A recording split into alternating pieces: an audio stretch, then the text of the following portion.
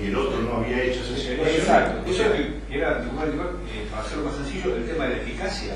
¿Cómo se manejó eficazmente el director de obra diciendo que la verdad que apuntar a es lo que dice, no, tenemos que mirar al arquitecto en esa situación. Bueno, no tenemos fallos que digan lo que dice el Colegio de Provincia. Se damos la buena interpretación. No, pues damos la buena. El derecho se tendrá que aplicar y tendrá que hacerse. O sea, esa es la opinión que yo acojo y sigo. Es muy válida la opinión. Que es la del Colegio de Provincia. Que la aplico a eso y la aplico en materia laboral. Cuando lo quieren hacer responsable los arquitectos de las relaciones de trabajo que existen en la obra. Y él no es el contratista. Y a veces lo hace directamente y a veces solidariamente. Y hay fallos en ese sentido. Pero bueno. De hecho, acompañen la resolución cuando vayan a tribunales. La resolución esa hay que ponerla. Es muy buena la resolución. Pero es lo que viene interpretándose hasta ahora. Bien. A partir de ahora se abren otros caminos y no sabemos qué es lo que se va a resolver. ¿Seguimos avanzando o hay alguna pregunta más? Eso discutimos el otro día. ¿Hay alguna pregunta más que se quiera hacer? En relación al precio, con respecto Al precio, ahora vamos. Ahora en un ratito vamos al precio. Del tema del precio. Bueno, cuando las partes... Sí, pero lo voy a enganchar después con los Listo, seguí avanzando. Vamos, seguimos. En cuanto a las partes del contrato, me simplificó bastante con la lectura de la resolución, porque nombraste bastantes de las partes a los que interviene, si bien el código nombra muy puntualmente lo que es contratista o comitente, básicamente. Ustedes saben que interviene lo que es proyectista, lo que es promotor de obra, dueño de la obra, director de la obra, calculista, y básicamente son esos los que intervienen. Ahora bien, también el nuevo código contempla la posibilidad de la contratación de terceros que intervengan en la obra por parte de una de las partes. En ese caso el código específicamente y puntualmente dice que quien contrata se va a hacer responsable de la labor de esos terceros que intervengan en la obra. ¿Bien? Otro punto conflictivo, o para interpretar también, es qué pasa con el contrato de obra y la legislación de consumidor. El artículo 1093 del nuevo código define lo que es un contrato de consumo. La interpretación que hace la doctrina es si el contrato de obra puede insertarse dentro de este contrato de consumo. Obviamente hablamos de contrato de consumo y de obra, lo cual va a tener una implicancia en cuanto a plazo de prescripción, que creo que Rodrigo ya les habló. En cuanto a la interpretación del contrato, obviamente siempre a favor del consumidor, en lo que se pueda favorecer, y bueno, en cuanto también a la existencia de vicios, que después lo vamos a ver. El 1093 puntualmente lo que dice es que el contrato de consumo es el celebrado por un consumidor o usuario final con una persona humana jurídica que actúe como profesional u ocasionalmente, o con una empresa productora de bienes o prestadora de servicios, pública o privada, que tenga por objeto la adquisición, uso o goce de los bienes o servicios por parte de los consumidores o usuarios para su uso privado, familiar o social.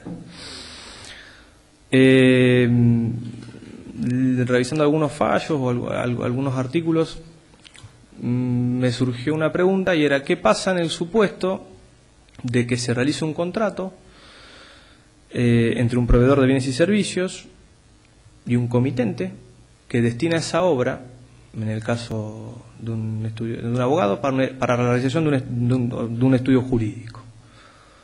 ¿Nos encontramos frente a un contrato de consumo propiamente dicho o no? ¿Me entienden? ¿Por qué?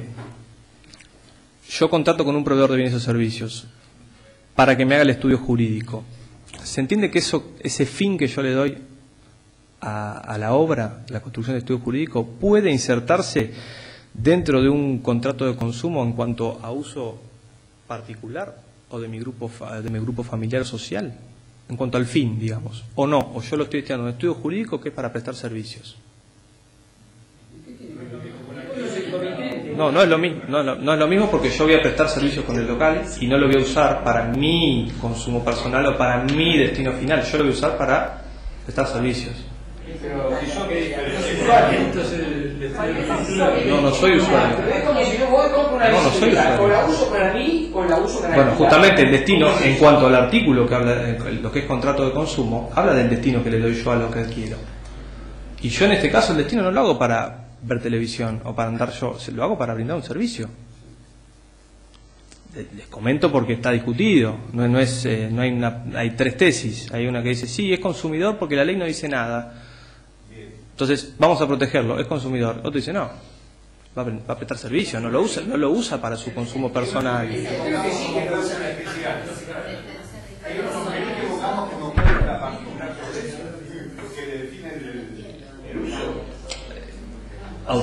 Y les va a cambiar en cuanto si ustedes van a ir a juicio o si van a tener que interpretar el contrato. Si es un contrato de consumo, la interpretación va a ser más favorable al que contrató con ustedes, para exigirles determinada responsabilidad por vicios, para exigirle la interpretación de una cláusula a su favor por ser consumidor.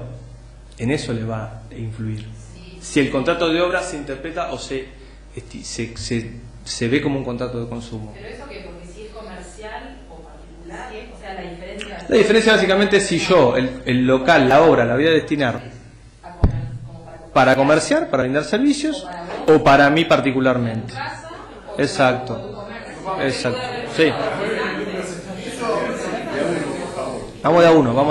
Eso lo podríamos asimilar a lo que es un piso flotante, cuando el vendedor nos dice ¿es para uso comercial o es para uso domiciliario? ¿Cómo es lo del piso flotante? No entiendo. Sí, porque el piso flotante hay Piso flotante tenés distintos espesores, con los cuales la melamina, el baño melamínico Sí. puede ser más grueso o más delgado. Entonces el vendedor nos dice ¿qué destino va a tener? ¿Uso comercial? Yo pondría que es de uso comercial, en el lugar de ustedes, ¿no? No, pero lo podríamos asociar con eso al Sí. como objeto de consumo. Sí, yo lo dejaría en claro para ustedes, para resguardarse ustedes. Pero el tema, una construcción, es una construcción. Un baño es un baño, lo usé vos como profesional, Bueno. vos como padre de familia. Exacto, pero la ley de consumidor brinda una protección más intuitiva hacia lo que es el consumidor. ¿Y qué pasa en un edificio, por ejemplo, que está apto para vivienda y para uso profesional? ¿Un domicilio qué? ¿Un edificio? Apto para vivienda y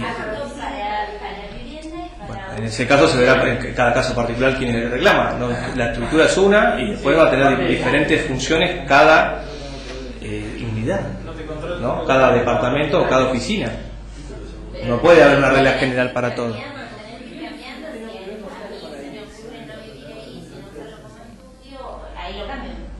Bueno, si ustedes lo construyeron o lo hicieron para un uso particular, después si yo lo cambio es un problema mío. Ustedes ahí no tienen responsabilidad. No tiene nada que ver eso. Si después yo lo cambio, no. Problema mío. No te puedo exigir, no, consumidor, era para. No. Pero ya en el reglamento de propiedad, ya se especifica si es para uso, claro, si es factible que sea para uso profesional o no. Hay edificios en los que no se puede, por el reglamento no se puede, y hay otros en los que sí.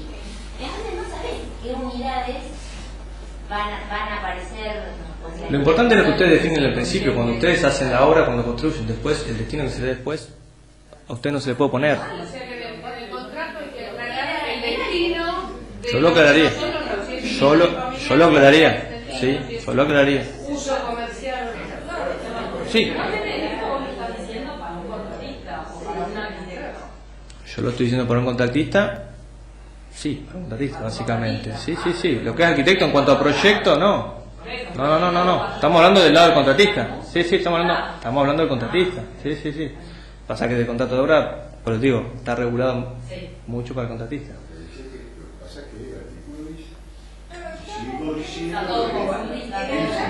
Es que está muy mezclado el tema. Prestador de servicios. O sea que una locación de obras. A nosotros como profesionales no se nos aplica la ley de defensa. Exacto, hay un artículo puntual de la ley del consumidor. Específicamente, no sé si el 3 o 4. No sé cómo El 3, me parece. El artículo de la ley de defensa del consumidor que nos excluye a nosotros de la ley de defensa. A las profesiones liberales estamos excluidas de la defensa del consumidor. Salvo lo que es publicidad.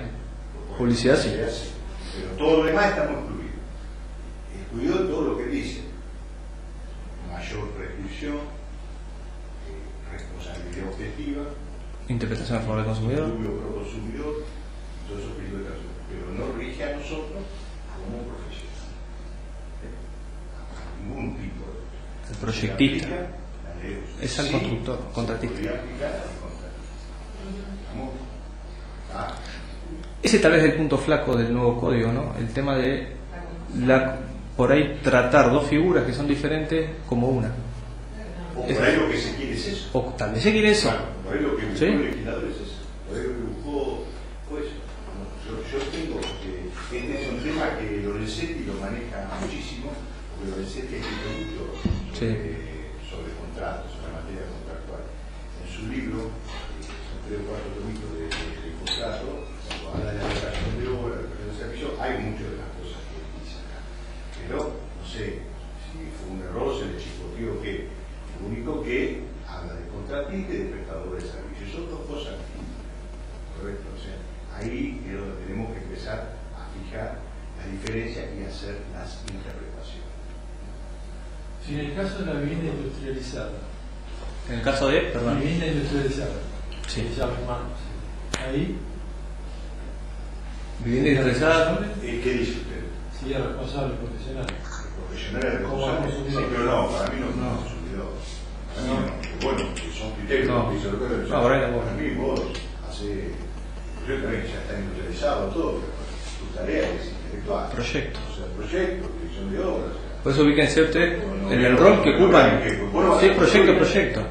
Punto. Está aclarado. Sí, pero si tengo esa firma, que hago todo y la entrego a la bueno. Ah, bueno, ahí es otra cosa. por ahí es otro. Lo que él dijo al principio. Sí. Fijémonos. ¿Dónde estamos parados como arquitectos? Si son solo proyectistas o si van más allá. Fijémonos de estamos parados. Si dice todo. Bueno, o sea, ahí está. A ver, el proyecto creo que tal vez esté claro que es una obligación de medio o de servicio o prestación de servicio. El tema es cuando va más allá.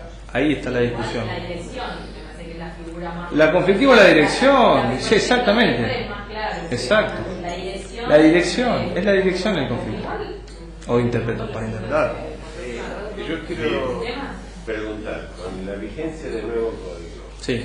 la jurisprudencia hasta ahora deja de tener existente, dejó de tener valor. No. Sí.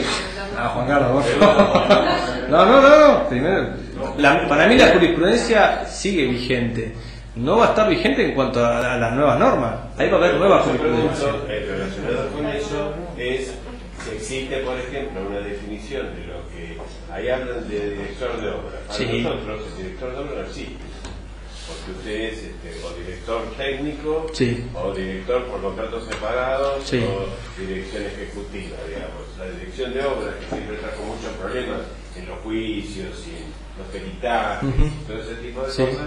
Lo que yo pregunto si existe una definición de la tarea de dirección y si esa definición de la tarea de dirección tiene que ver con las normas tecnológicas nuestras. El nuevo código no define esa tarea de dirección. Habla de las obligaciones. Habla de las obligaciones. Justamente ahora vamos a entrar en lo que es obligaciones. Y es cuando lo preguntaba el artículo 7, que habla de la eficacia temporal del código, dice: a partir de su entrada en vigencia, las leyes se aplican a las consecuencias de las relaciones y situaciones jurídicas existentes. ¿Correcto? O sea que el nuevo Código Civil y Comercial se estaría aplicando hoy a todas las relaciones y situaciones jurídicas existentes, aunque el vínculo contractual haya nacido con anterioridad al cuando fue que empezó esto, el 1 de agosto. a partir del 1 de agosto. ¿Correcto? Se aplica, o sea... Es discutible, ¿eh? Sí. Es discutible. Yo trabajo con 4 jueces en este momento. Y hay 2 que lo aplican el nuevo código, ya. En cuanto a las consecuencias de las relaciones que son anteriores, ¿no? Y otros que dicen que no. Esos dos no lo leyeron. Eso, claro. Y tenés otros 2 que no. Porque justamente hay una discusión también en la doctrina a ver cómo se aplica, cómo se interpreta ese artículo séptimo. Cuando salió el código, había un procesalista que se ofendió, uno de sus, que se ofendió porque no lo invitaban. ¿López Mesa? ¿Cómo? López Sí, Mesa. claro, Que- la acordada de... El plenario de Trelew. Sacó un plenario, o sea, una resolución. No, sacaron un plenario en Trelew, López Mesa, el doctrinario muy conocido, que decían que no iban a aplicar el código nuevo, que lo que era hecho anterior es va por el código viejo, por más que se proyecten las consecuencias. Incluso sentencias que no están firmes, no le importaba. O sea, aplicamos el código viejo. Y después del 1 de agosto, sí, ahí sí aplicamos. A los hechos posteriores. Y todo un plenario, o sea, un plenario sin haber juicio. O sea, sí, siempre los plenarios se dictan cuando hay un juicio. O sea, acá no había juicio ni nada. Entonces dijo, bueno, como está todo, estaba caliente, estaba más que tibio. Porque no lo habían invitado a integrar la comisión y sacó de esa acordada, no me acuerdo. Un plenario. Era vergonzosa porque la criticó el país. No, el país. El país, no hay congreso donde no se hable de esa acordada y se la critique. Bien, ¿podemos proseguir con la charla? Vamos. Doctor. Bueno, vamos a entrar a lo que es obligaciones que surgen del contrato. Dos artículos clave, 1256 y 1257 del nuevo código. 1256 va a hablar de las obligaciones del contratista y del prestador. Así es el título. Están obligados a ejecutar el contrato conforme a las previsiones contractuales y a los conocimientos razonablemente requeridos al tiempo de su realización, por el arte, la ciencia y la técnica correspondientes a la actividad desarrollada. Es la obligación nuclear que se puede llamar o principal que tiene el contratista, o sea, ejecutar el contrato conforme a lo que se pactó. Ahora, introduce un criterio que es el criterio de razonabilidad, o sea, conocimientos razonablemente requeridos al tiempo de su realización por el arte, ciencia y técnica correspondiente.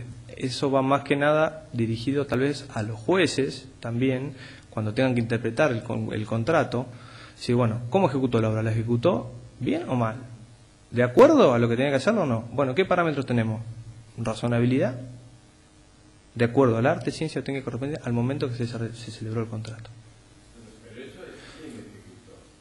Porque ahí, a ese momento al que te estás refiriendo, tenés, por un lado, supuestamente el proyectista, que supongamos que no está más porque ya estaban unos planos aprobados. Sí.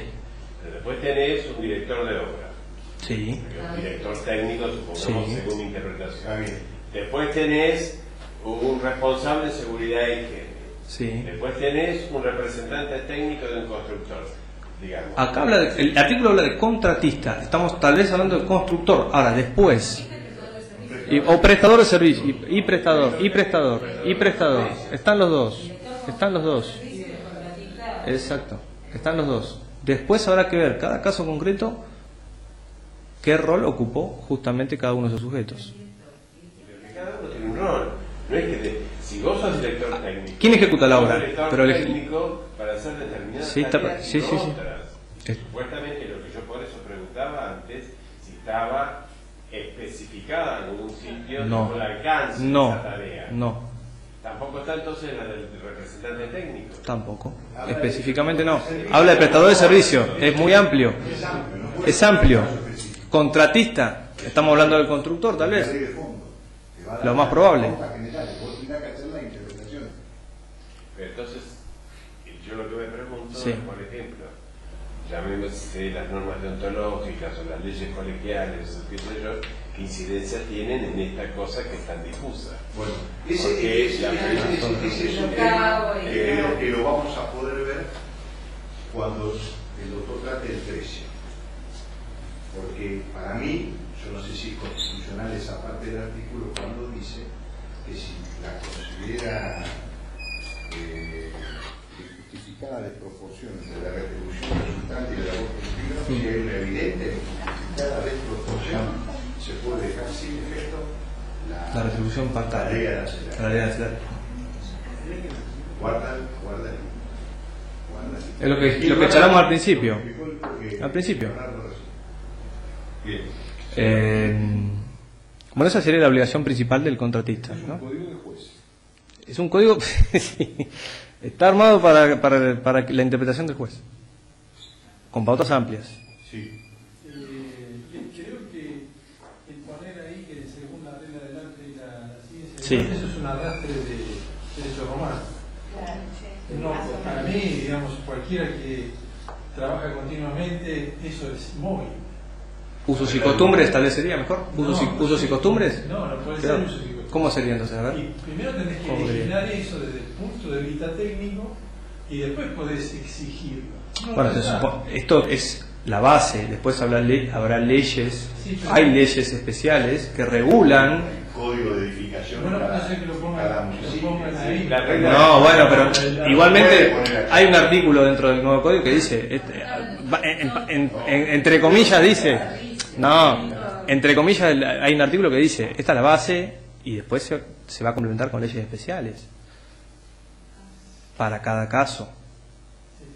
No se puede legislar en un código con todos los supuestos particulares, porque si no se arma un código así.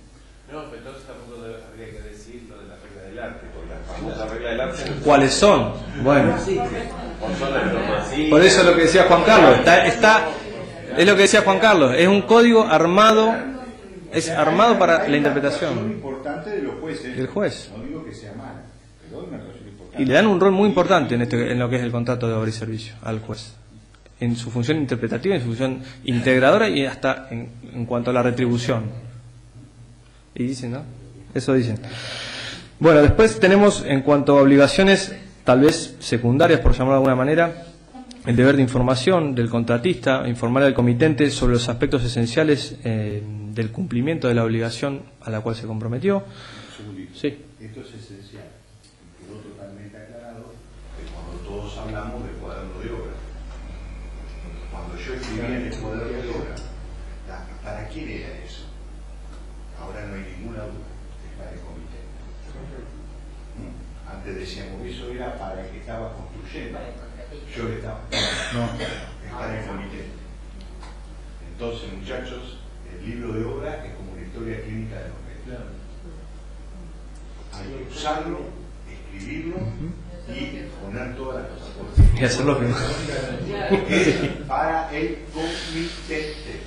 Acá lo dice. Está específico. Al sí, comitente, lo dice bien. Sobre los aspectos esenciales del cumplimiento de la obligación comprometida.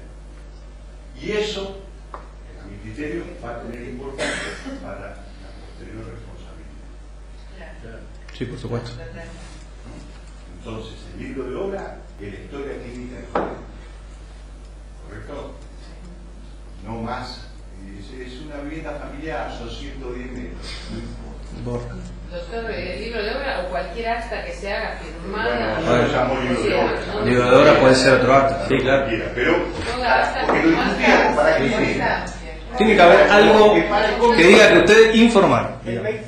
Contratista informo. Evidencia la eficacia o no de la obra. También, exacto. Esas características son, o sea, es la manera que tenemos hoy de protegernos. Las cosas lo más clara posible. Yo le dije que el constructor es un chapucero porque no hizo esto, que le va cuando le llegó le va a entrar el agua. Yo le informé. Está bien hecha la junta. La junta del balcón no está bien hecha y le va a entrar el agua. Bueno, eso, escritura. Por escrito y con la... Hay que escribir, muchachos. Escribir y tener la constancia que fue informado efectivamente el comitente, ¿no? Por supuesto. Eso es fundamental. Ustedes escriben, pero si no les firman, y sí, les tienen que firmar. Pero también el que lo va a ejecutar el trabajo, porque también si hicieron a mí eso no me lo mostraron. Ustedes tienen que resguardarse en No, no es excusa hacer algo mal porque no te informaron que estaba mal. Bueno, yo hasta te discutiría, porque de acuerdo yo diría, bueno, tenés que formar al comitente, que el comitente le diga. Claro. Tiene 3 hojas, no hay problema. Pero tenés que traer vos el libro con la firma del comité. Contratista, si quiere firmar, que firme, pero el comitente que te firmó. Yo le avisé al comité. Punto. Yo cumplí con lo que dice el código.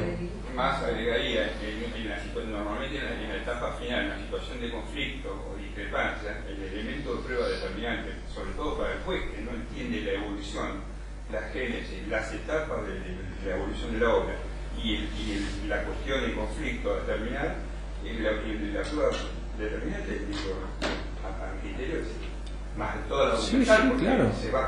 La única forma de llegar a determinar una resolución es en función de documentos. Exacto. Planos, contratos.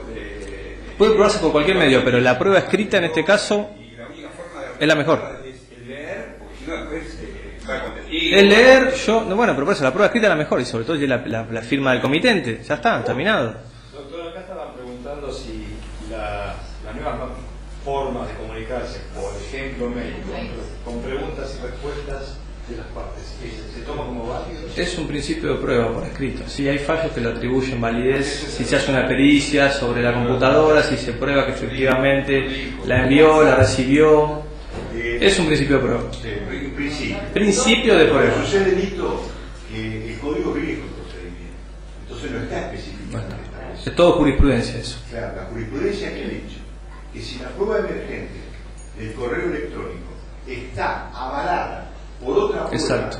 documental, entonces está de acuerdo. Entonces, ¿qué hacemos? O testigos. Los abogados, ¿qué hacemos? Agarramos todo, le decimos a un escribano, transcribí todo lo que tengo acá y bueno, le muestro el juez. Acá tengo los correos que pido la pericia y acá tengo lo que hizo una preconstituida total que Sí, sí. pero bueno, le muestro, acá tengo el acta del escribano que dice que de ese emisor, no, ¿cómo se dice? ¿Cómo? Sí, de ese correo. Sí, ese correo. Ahí es, una pericia informativa puede ser, pero no está todavía, o sea, No es tan normal. siempre En norma. pasa igual. La técnica